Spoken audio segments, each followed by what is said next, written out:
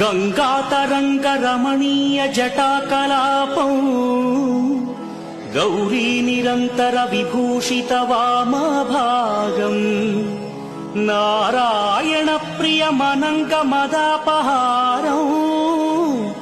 వారాణసీపురపతిం Bhaja Viswanatham వాచామగోచరమనేక గుణస్వరూపం